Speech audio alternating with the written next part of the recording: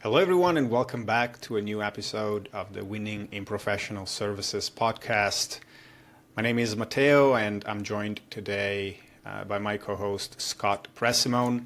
And today we're going to be covering a topic that we both feel very strongly about. We're going to talk about how professional service companies can build their own email lists and how can they leverage it so that they can use it as one of their primary marketing channels.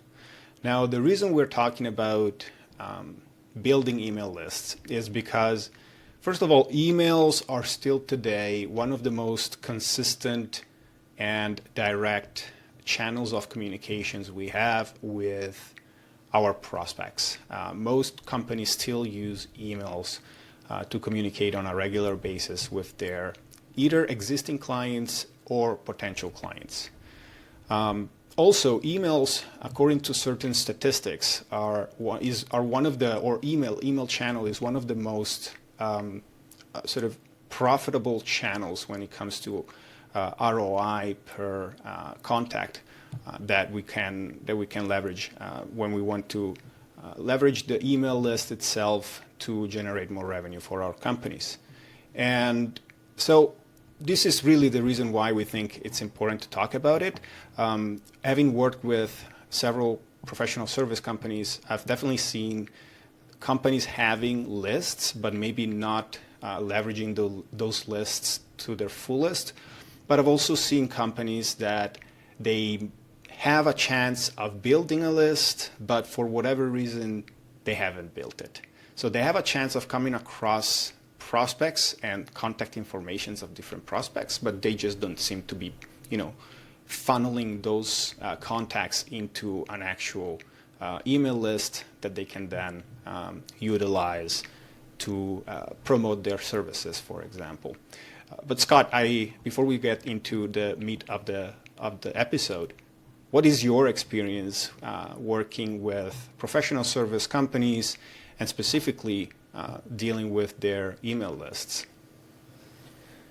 Yeah, I think the most common thing I've experienced is that there is an email list, whether it's being captured through contact forms or it is,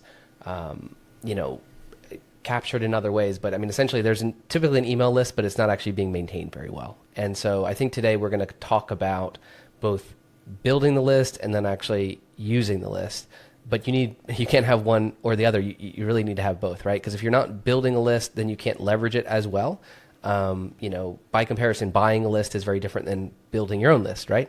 So if you are able to build the list in a good natural way, and then you're able to leverage that list, that's again where you got the two key ingredients. And one other thing I want to say, to your point in your introduction here, Matteo, is that if you don't have an email list, and I haven't worked with a lot of companies that don't have one at all, but if you don't have one or you haven't built it actively, you're really missing out because, things like social media channels and things, you can engage with people there, but email is something that you can own, right? And it's something that you can actually do something with, that when you are sending emails that are important to people, they will respond to them. And some of us, I think, get a bad feeling about email because we don't like getting spam. And we think, oh, maybe email is dead because I don't respond to emails and spam filters are so good and this and that. But you really have to think, look back through your inbox, and I'm sure that there are emails that you receive that you don't think of as spam and you think are valuable, and it's because it's coming from people that you trust or companies that you trust or companies that you like, and they're delivering information that you want. And so if you are able to deliver what your audience wants in a way that they like it, in a frequency that they like it, it's really magical what you can do with it. And so email certainly is not dead by any means, and it's still probably very underutilized today by a lot of companies, and that's obviously the point of this episode today.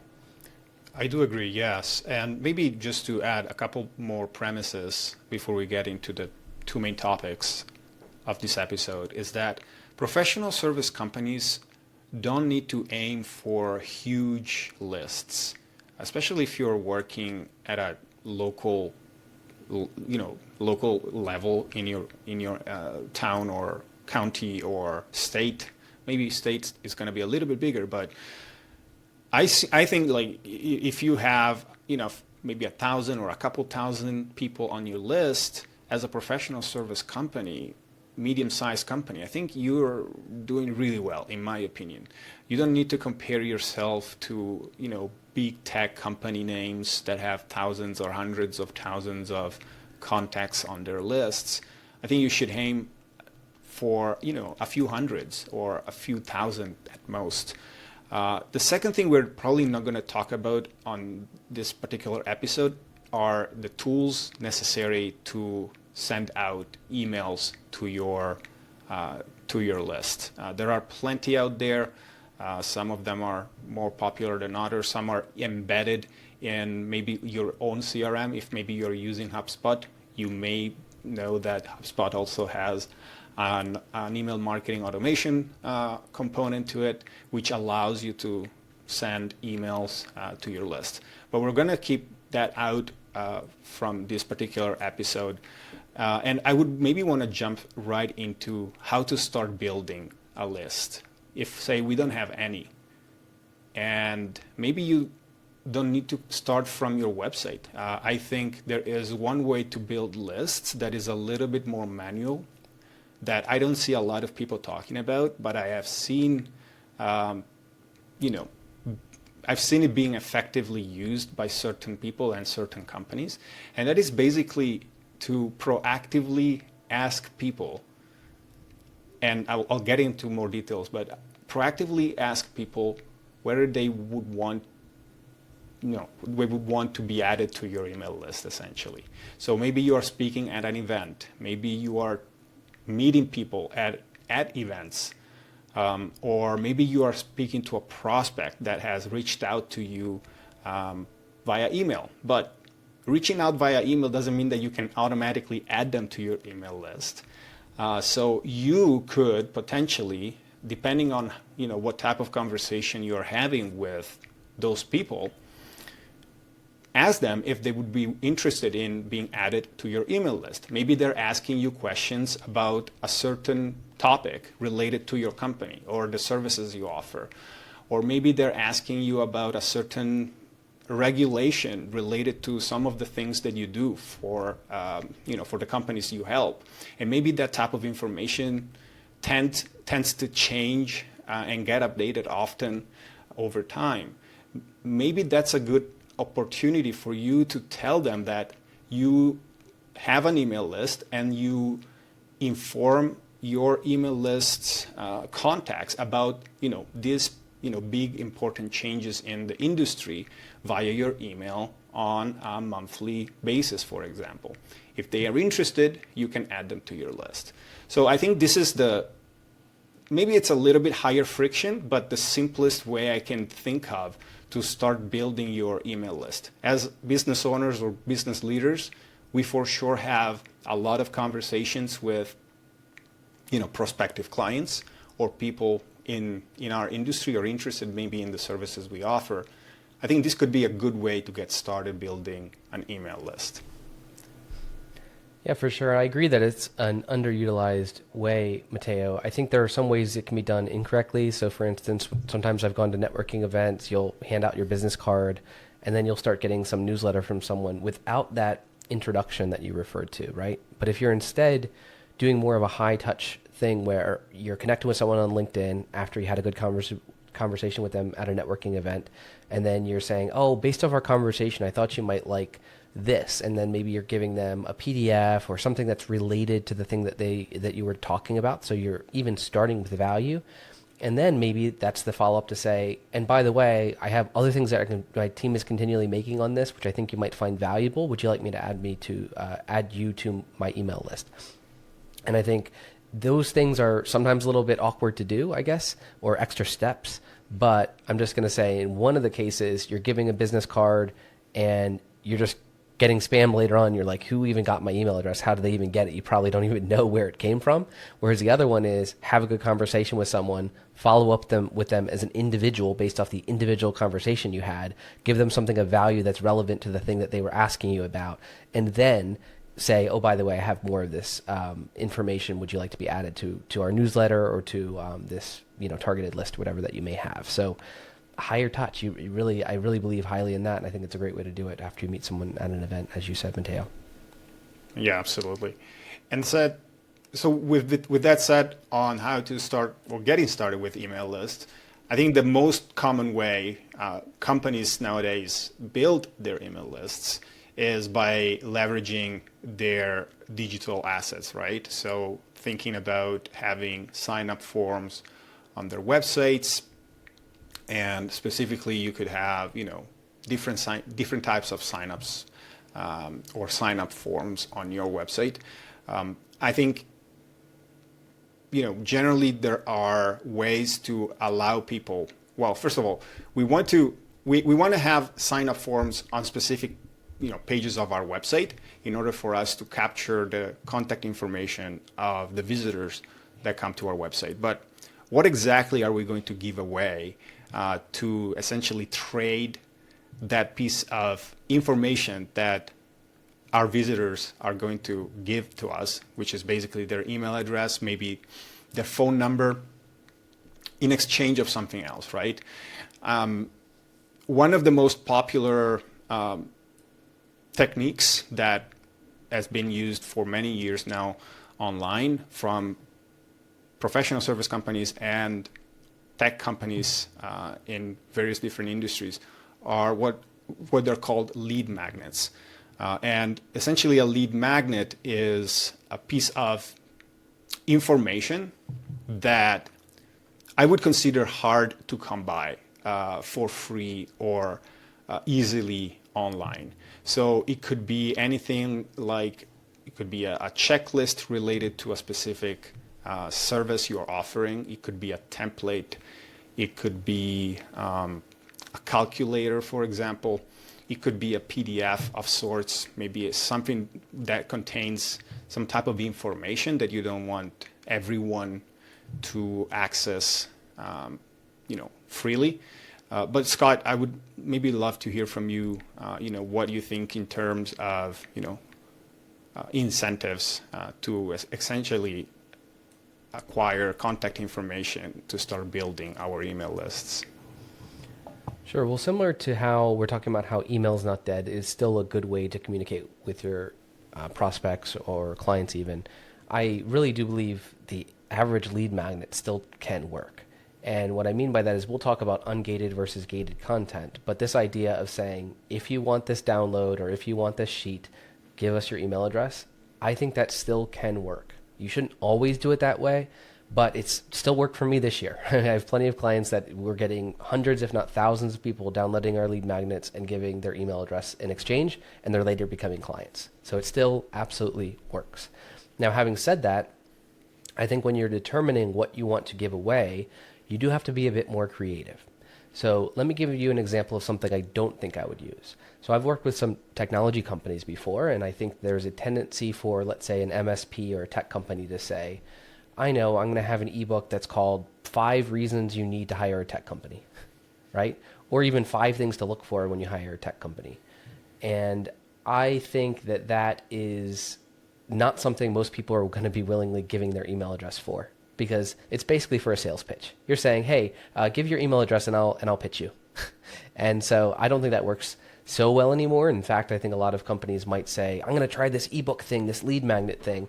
They put it up and then they get one download every 3 months from a marketer trying to sell them something, and they say, oops, it didn't work. And so I'll give an example of something that has worked. When I was working with a marketing company, I created a tool called a buyer persona creator, right? Or I created a tool that would create a buyer persona. And so I'd seen a lot of these tools done by HubSpot in the past, and I even tried them, and I didn't find them all that useful. And again, I'm not by any means saying HubSpot doesn't do a good job, but I do remember their buyer persona creation tool was neat, and it was easy to fill out, but the output of it was very generic. So what I did to do something more creative was I targeted a persona creation tool at a particular industry. And so what I was able to do is have someone fill out a few survey questions, and then based off those survey questions, it now populated a buyer persona, and it included a lot more details that were relevant to their specific industry. And so it was a lot more work to create, to be honest. I created I'm not going to go into the details how I did it, but the point is it was, 10, 20, 30 hours to do. But I created a tool that provided value better than other tools that were available. And so that got hundreds of downloads, and in fact, hundreds of very useful downloads because people were willing to share their email address. They kept coming back to use the tool. They said, I want to create another buyer persona. Oh, another buyer persona. And so they're coming back, they're sharing who their clients are, who they're targeting, right? And then so when in the footer of that tool, it says, hey, if you want to talk to someone about how to better, hit this particular persona and get them to engage with you, then now they're talking to me and I already know enough about them to be able to have a useful conversation with them. So just think of it that way, of provide something of value and have the side effect being they actually want to talk to you more. But I think the bar to what makes a good lead magnet today is continually rising. You have to get more creative. You can't just have a PDF document that is meant to pitch your own services. As you said, Matteo, it might be a template, it might be a PDF, it might be a checklist, it might be a tool of some sort. But really think about it. Really, put some time into what's going to be the most useful thing to your prospects or clients, and then you can hide it behind that email wall and sure enough gather some email address to add to your list. And they're going to be people who want to work with you, that are interested in it because you already provided them with so much value, not someone that tricked you into sharing your email address, right? So any thoughts on that, Matteo? Yeah, I as marketers, and maybe today's episode is going to be mostly for marketers, but I would always recommend to think about whether I would want to download this. Like, would I want to do this? Would I want to download this? Would I give away my email address for this? If the answer is no, then you probably need to rethink about what you're actually trying to give away. If the answer is yes, then go ahead and try.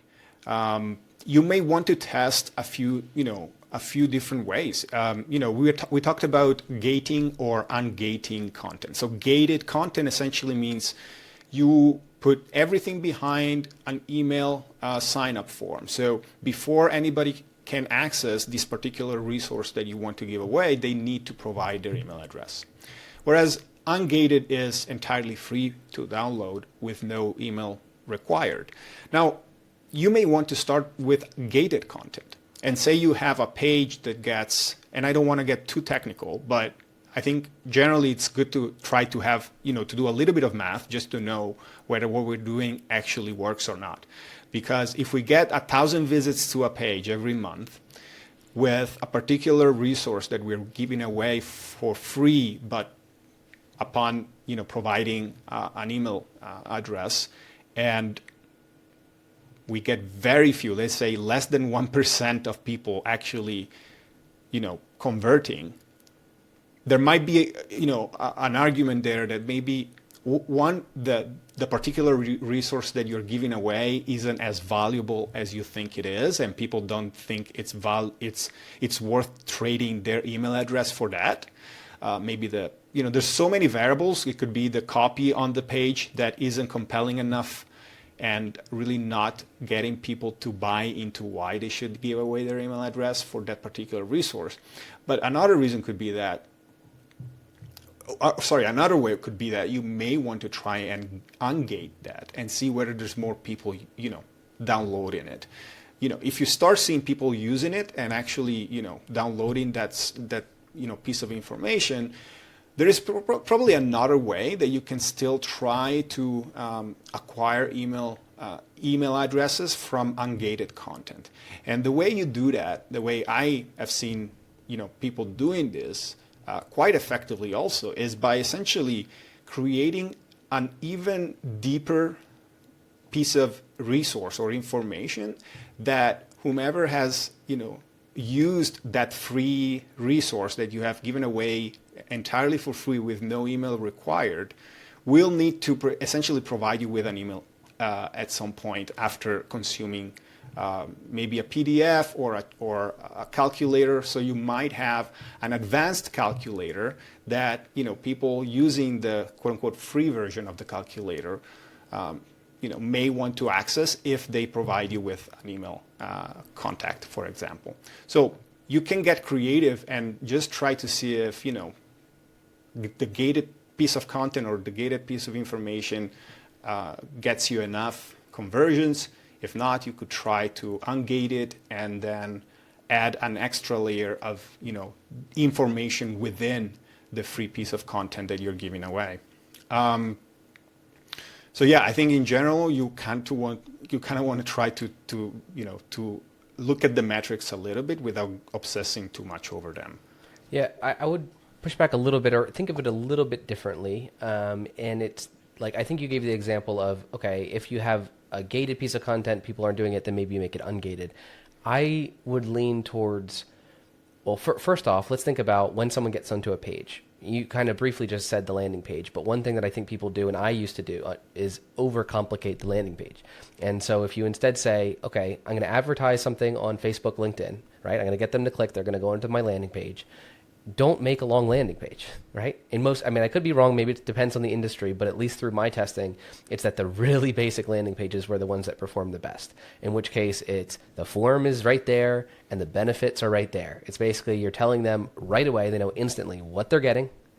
They know the benefits of what they're getting, and they know that they have to enter these 1 or 2 or 3 fields to get that thing. And so that super simple landing page is going to be a good place to start. Now, I would say, like I said, this is where I would differ a little bit. I would lean towards trying different offers at first that are gated content. And if you're not getting the downloads, not to invest too much into them. So basically, I'm thinking of keep it simple and test it, almost like testing before you're authoring a book, test to make sure the title makes sense, that people would actually click buy before you necessarily write the book, right? Well, it's the same thing with this. It's that test it with gated and see if it's getting a lot of traction, okay? And if it's not, maybe consider moving on to another one and seeing if that gets, a lot of traction. I've definitely had ones that have failed, and lead magnets we've spent 5 or 10 hours on and they failed, and now I'd actually rather invest in another 5 to 10 hours in trying another one, and sometimes that one really hits. Now then the new problem becomes, well, that was such a hit. Now we're getting all these downloads of this second lead magnet, and it's performing so well, but not all the people that downloaded are all that qualified. And some of them are through the drip email campaign that we're doing after that lead magnet. They're scheduling free consultations or whatever else, but they're actually not the type of people we want to work with. So it essentially has the mass market appeal, but too mass market of an appeal to where now we're wasting the team's time on these people that are downloading these lead magnets and then trying to interact with us. Mm-hmm. And that's where I'd say, well, we have a topic that's interesting, but we don't want to talk to everyone. We kind of want to filter them down. Maybe we take that popular one and we ungate that, and we have, like you said, another tier to that, another offer to that. So it's kind of like after they do the ungated popular content, then in that we have a call to action, or we have a more advanced tool or whatever it is. And then those people that have now done these 2 steps, now that's where I'm willing to have my team spend a little more time with these individuals. So it's not one right or wrong way, but I would say that's just a different angle to come at it. I agree. Yeah.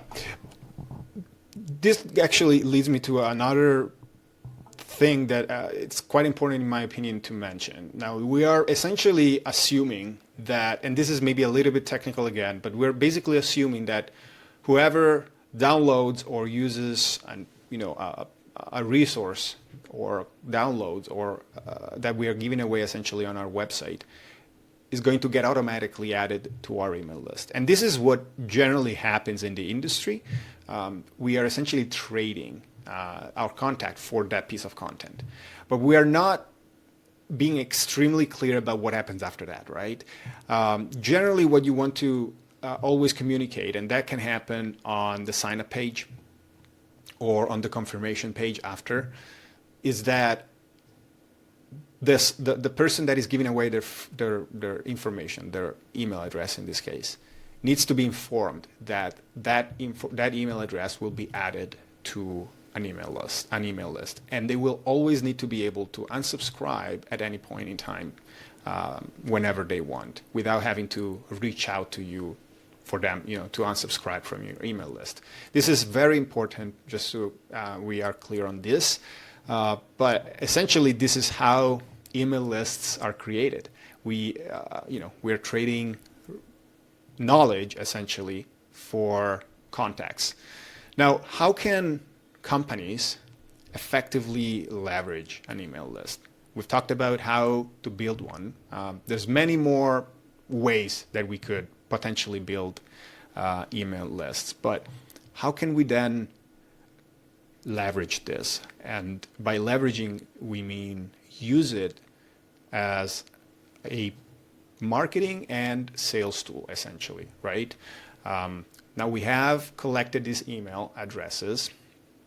People might have downloaded a certain resource based on topic A. Some other people might have used a certain checklist related to topic B, and other people use a calculator related to topic C.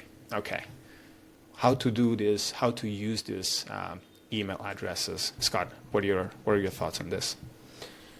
Well, categorizing, I think, is really important. And so different CRMs will do it different ways, right? But whether you're tagging a contact and saying that, okay, I'm going to add the tag of they're interested in this service, or I'm going to tag them and they're interested in that service. Because you could have someone who is interested in two of your services because they've come through two different lead magnets, or they've watched a webinar on a certain thing. So you need to know, what is that contact interested in?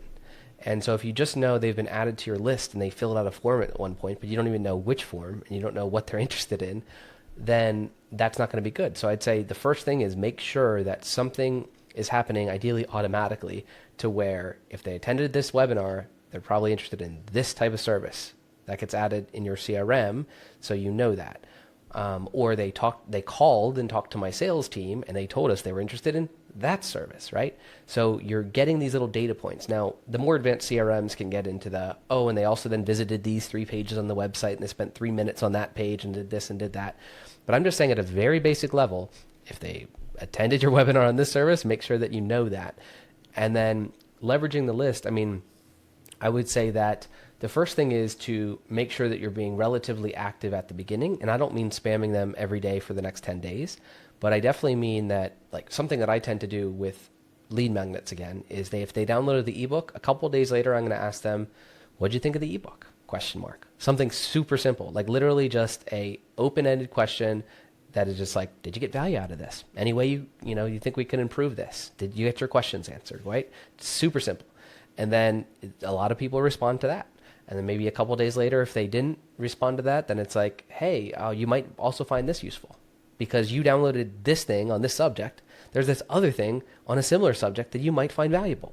So then again, that second email, I'm going to be sharing that. And then on a third email, I'm going to be sharing, maybe I'm actually asking for a consultation or something like that and asking if they're interested in a consultation. So I know the point of this was not necessarily email campaigns, but that is one way to leverage it, is that when you know the thing that they're interested in, then you can deliver things of value that they might also be interested in. So you're getting more touch points, and it's all usually done in an automated way.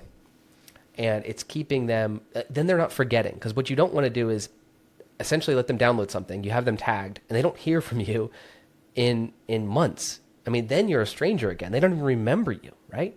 So that's where I think it's important that in the first week or so, you actually are emailing them at least something related to what they're interested in. So they actually have those touch points and they're going to remember your brand or remember your name. And that's just my first thought. But there's a ton of other ways that I think you could leverage a list. So any other thoughts, Matteo? Well, first of all, I love the idea of asking questions to your list. I think oftentimes and I subscribe to hundreds of email lists, but I do it for, I just like subscribing and studying how other companies use their email lists, so that if I need to build an email sequence, or I need to create a launch sequence for certain products or services, I can always use my email list database almost like a swipe file and go back and see how other companies have done it. But it's very common to see companies using their email list as a one-way channel of communication, but it's actually much more powerful when you train your list that they can answer back to you. It's important for your list to feel like they have a voice, and they if you're, say, developing a new service or trying to improve an existing service, you are allowed to speak to your email list. You are allowed to survey them. You're allowed to even schedule calls with them if they would want to, jump on a call with you. And you could do that on a more, mass, automated way, where you have maybe a list of 1,000 people. You send out an email to everyone and ask whether somebody would be willing to provide feedback on a certain topic or a certain, service, if they are existing clients, for example, or prospective clients, what they would want in a certain service or not. So I think it's important. I really love the idea of opening a channel of communication. It's not just you pitching them every week or every month something. It's more just making sure that your list is active, because I think this is another important part of building email lists. You've mentioned this, Scott. You can build a list, and then if you don't communicate with them on a regular or semi-regular basis, they might forget that they even subscribe to your list, and then the next email you send looks very foreign to them, and they may even just want to unsubscribe because they don't remember you or your name or your company. But if you, every once in a while, ask them questions, or even you add a PS at the bottom of your email saying, if you have any feedback, or what do you think about this particular topic, this type of questions that entice people to respond, then you get an engaged list. And with that, you're going to get a much higher delivery rate. Generally, your metrics will look better. So there's actually one thing that I think it's important also to mention. You mentioned about segmentation. I would even say you want to try to segment, yes, people by the topics that they were initially interested in based on what type of resource they first used, downloaded, or inquired for. But also maybe you want to try to segment your list based on existing clients or prospective clients, because sometimes you may want to send a certain type of email to an existing client and not to a prospective client. Say you're launching, or you are having a promotion of some sorts, or a limited time offer, or anything like that. Maybe that's more, geared towards a prospective client. But say maybe you want to try to upsell a certain service to an existing client, then of course you're going to have, your existing clients tagged in your email service, provider there. So I think those are also worthy categorization, worth exploring, in my opinion. But so what can we actually send to, what type of information can we eventually send to our lists, say existing clients or prospective clients alike? I've seen companies using, their email lists to talk about their successes. So say you're having success with a certain client, you've created or written a case study. Maybe case studies are good, good resources and pieces of information to share with your list, especially if your list is made of a lot of prospective clients that are maybe thinking about working with you. So proactively sharing with your list your case studies or testimonials could be a good way to keep your list informed about, your services, your company, and potentially slowly moving some of your prospective clients down the sales funnel over time. Other thoughts, other types of information you think would be interesting to share with our lists on a regular basis, Scott? Yeah, well, I do think we should be thinking, something that you said there, Matteo, is that we're sharing with either a one-to-one or one-to-many sort of mentality, right? And so you said that we have to wake people up to realize that they can share feedback with us, right? And having that two-way communication. And I think sometimes what we're trained when we're getting an email, especially from a company, we think of it as a one-to-many. So it's the company sharing it with a whole bunch of people. So like a typical newsletter is a one-to-many type of communication. It's basically everyone knows that you didn't personalize that newsletter to me. You sent that newsletter to a bunch of people. But I think a part that's underutilized is the one-to-one sort of email communication, where you're actually saying, hey, Jim, what did you think about that lead magnet? Like I said, that's way more personalized. Even if it's not really, it's in automation, it still is you're emailing that person, Jim, one day after Jim downloaded your thing, and it's addressed to Jim, asking Jim his opinion on something, right? And so that is personable. And I think you can continue to be more personable in other ways. Let me use another quick example. I was talking with an agency owner who recently took over or purchased another agency, and he was making these announcements along with their current agency owner and saying, "Hey, by the way, there's new ownership and this and that." And they emailed all these clients about this change in ownership, and there was no responses. No one saying, "Oh no, the ownership is changing, I'm upset," and no one saying, "Oh, I'm excited to meet you." Nothing. And what I told this agency owner was, well, that's because they've probably been trained to think that you're not talking to them, right? Meaning that you're sending this email to everyone.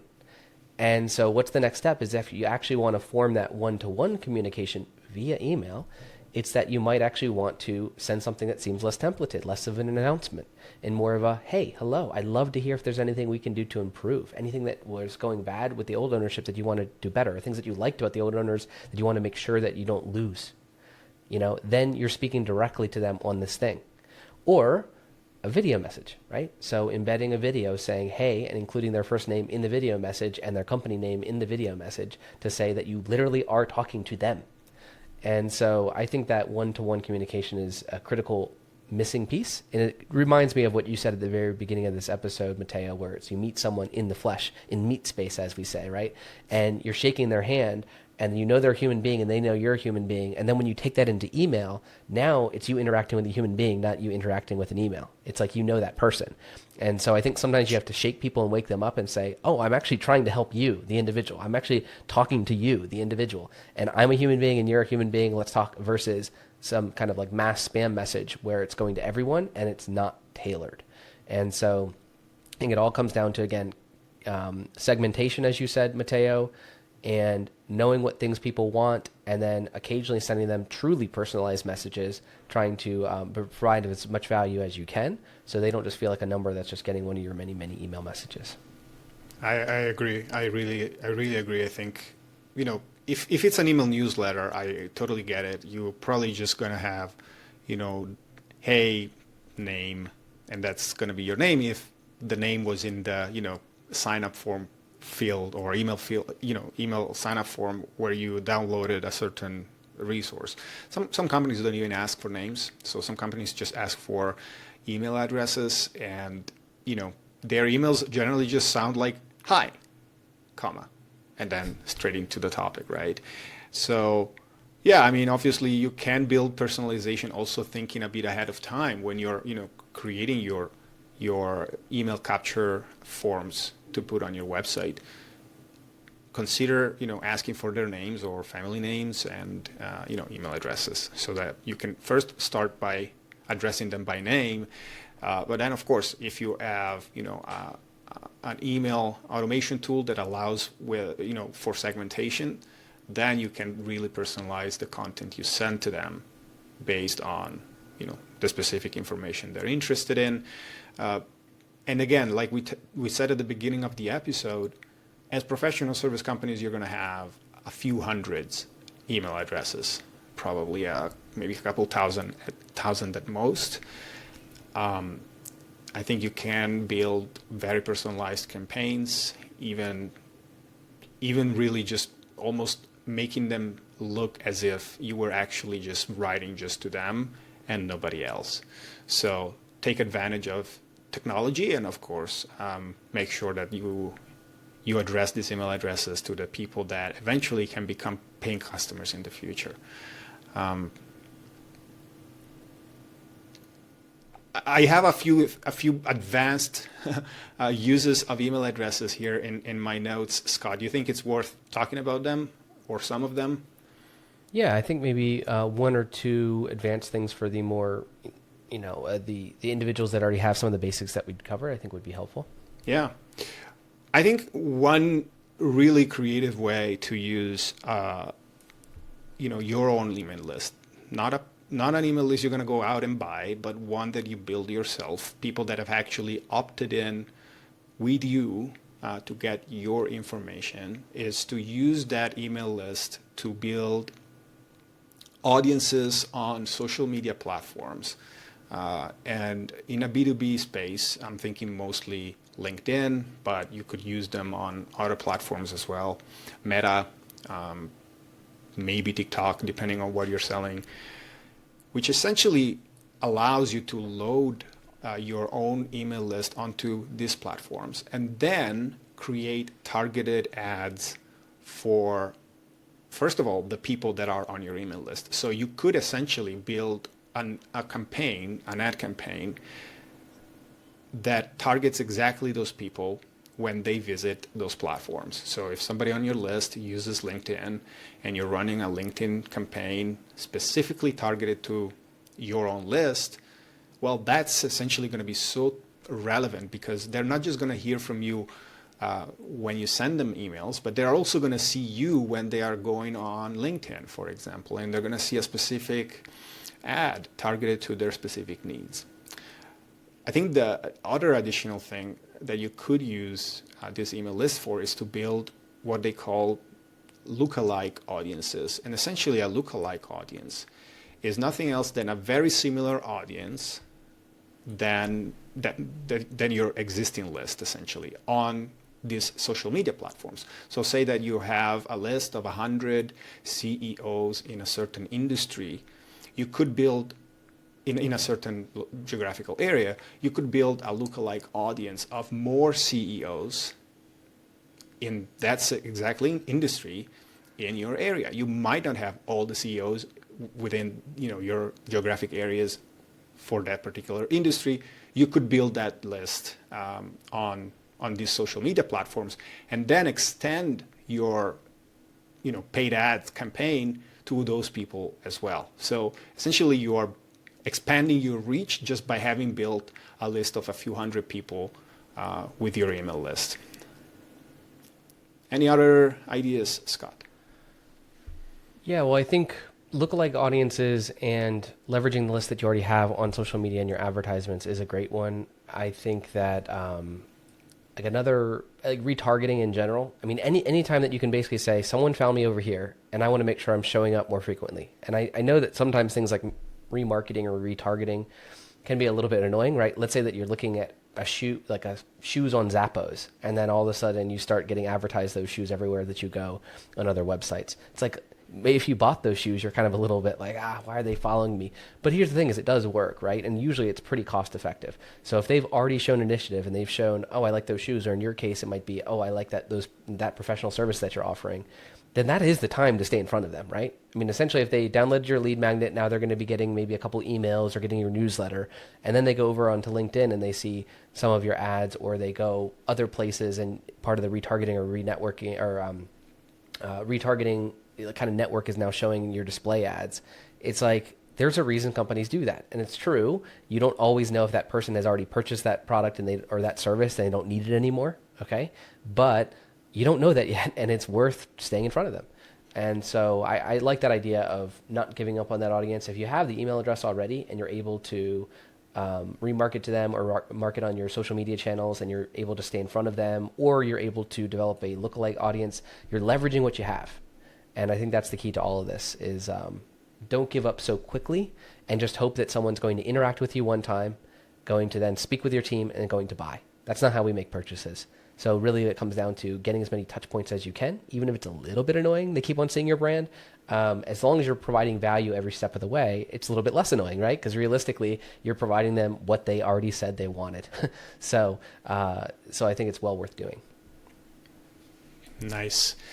Okay, yes, I think we've reached the end of our episode today, Scott. Do you have any parting thoughts you'd like to share? Anything that you think would be worth mentioning before we close the episode up? The last thing is really just that if you do some of these things, you're going to be the top 20%. Because again, I think it's more common people are looking for quick fixes, like super quick fixes. And so I know that there are a lot of companies out there that are, let's say they purchase HubSpot, which again, a great CRM, but they purchase HubSpot and they're not using it, right? And so it's easier to click a buy button and spend a couple $1,000s a year for a CRM than to actually set up the drip campaign or to actually set up the nurturing sequence. And so if you even don't have one of the fancy softwares, and you have like a very basic CRM, or you just have a WordPress website and you can buy some plugins that do this, if you do some of the very basic things, offer something, have a basic email drip afterwards, and make sure you know which person cares about which thing. If you do those things and you do it even at a basic level, you're very likely standing above 80% of your competition, right? And so that's why I say just start taking action, start basic, start easy, and the only thing that would be bad to do would be to do nothing because it seems too complicated. It doesn't have to be too complicated. Take the first step. Yes, I agree 100%. I see so many local professional service company websites with no email sign-up form anywhere, which really is like unfortunate. But listening to this episode, you're probably going to start doing it right away. So thank you so much for sticking around until the end. Feel free to, follow us on YouTube or Spotify or Apple Podcasts. You can rate us on the podcasting platforms. You can leave comments on the YouTube video. Feel free to let us know if there's any topics that you would like us to cover in future episode, and we'll make sure to prioritize those as well. In the meantime, thank you so much, and we'll see you on the next episode. Thank you.